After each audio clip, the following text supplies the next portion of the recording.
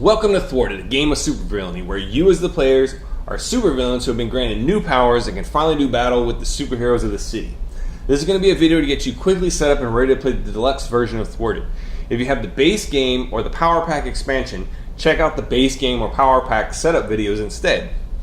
Now, let's see how to set the play area up and get ready for some superhero beatdowns.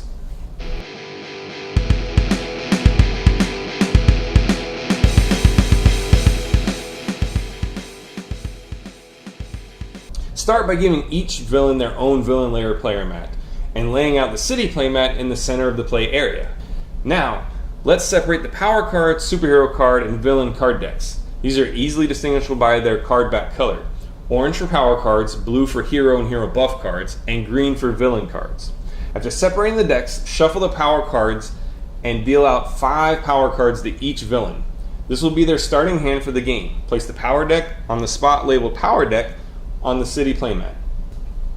Now we need to set up and shuffle the hero deck. The hero deck will consist of hero cards and hero buff cards.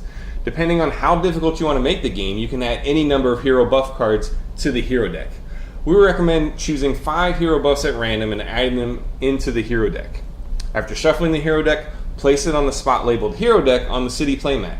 Reveal a hero and place it in the city on the farthest spot to the right, which in a 3-player game would be Center Park. For 4 players, the banking district, and for 5 players, the business district.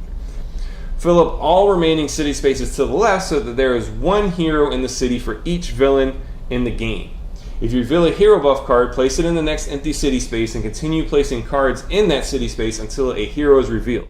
Heroes can get pretty buffed up since there is no limit to how many buffs a single hero can have applied to them. Now that the heroes are patrolling the city, we need to find out which villains are battling for control of the city. Make sure to separate out the 5 villain reference cards. These are helpful reminders of how a villain turn works. Give one of the reference cards to each villain. All villains in the game should then choose a villain persona card by any agreed upon means. Now that the main city play area is set up, let's quickly go over each villain layer playmat.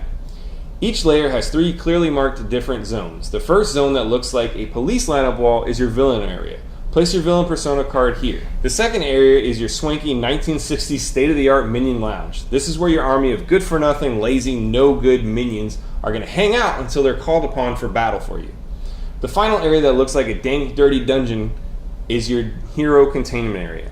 This is where you will keep your hero trophies on display for all villains to easily see. Now that you have the game set up and you know about your villain layers, it's time to figure out who's going first.